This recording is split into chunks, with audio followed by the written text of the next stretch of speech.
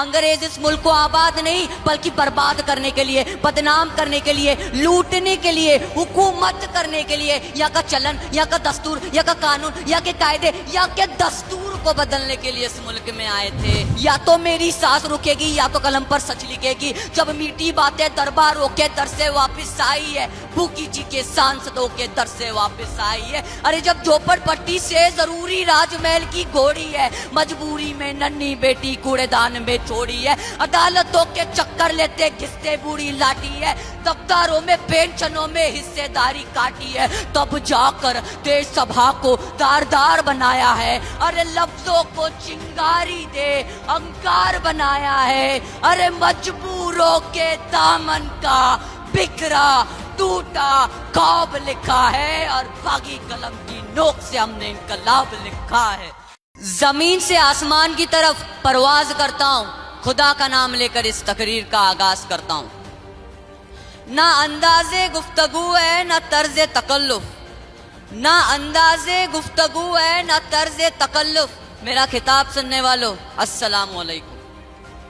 दे सलामी उस झंडे को जिससे तेरी शान है, दे सलामी उस झंडे को जिससे तेरी शान है। सर हमेशा ऊंचा रखना उसका जब तक दिल में जान है।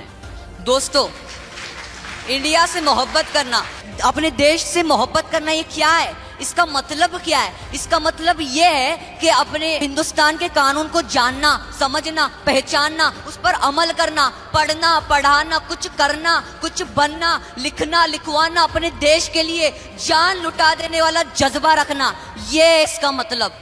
दोस्तों, आज से 70 साल पहले हमारे मुल्क में अंग्रेजों की हुकूमत थी। अंग्रेज इस मुल्क को आबाद नहीं बल्कि बर्बाद करने के लिए, बदनाम करने के लिए, लूटने के लिए, हुकूमत करने के लिए, यहाँ का चलन, यहाँ का दस्तूर, यहाँ का कानून, यहाँ के कायदे, यहाँ के दस्तूर को बदलने के लिए इस मुल्क में आए थे। उस वक्त का जमाना क्या था और आज का क्या है, पूछिए अपने बुजुर्गों से तो हमें यही पता चलेगा कि अहले हिंदुस्तान में सरफरोशी का माहौल गर्म था, इंसानों का खून बह रहा था, इंसानों को इंसानियत से कोई मतलब नहीं था। ऐसा माहौल हमारे मुल्क में चलता था और ऐसे ही माहौल में हमारे कुछ नेता शहीद हुए जो अपने जिस्म और जान की परवाह न करते हुए। लेकिन आज हम लोग इतने मतलबी हो गए, इतने मतलबी हो गए, ना जनता को वोटिंग से मतलब है, ना नेताओं को देश प्यारा है।